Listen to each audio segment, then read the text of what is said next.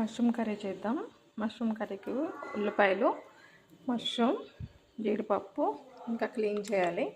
చేసినాక చూపిస్తాం.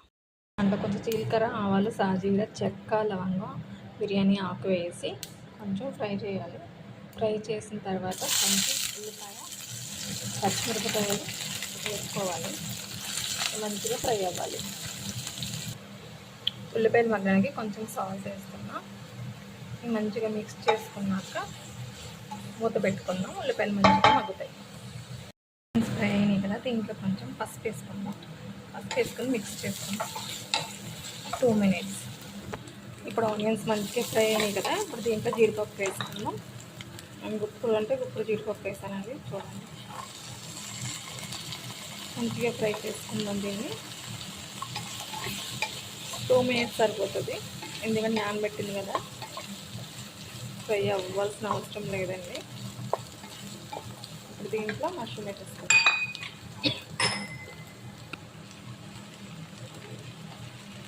Mushroom clean చేసుకుని కడుక్కున్న మష్రూమ్ వేసేస్తాం.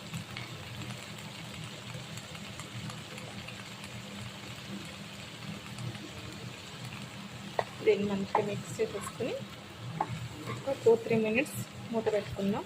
వాటర్ అంతా బయటకు వస్తుంది.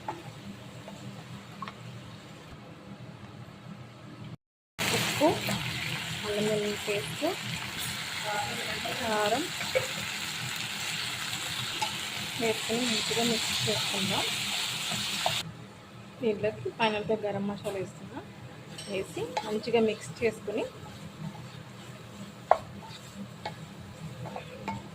దీన్ని ఒక 5 minutes అయితే మూత పెట్టేది. ఉప్పు, కారం, గరం మసాలా అన్నీ దానికి మంచిగా పట్టుకుంటాయి కదా. ఓకేనా?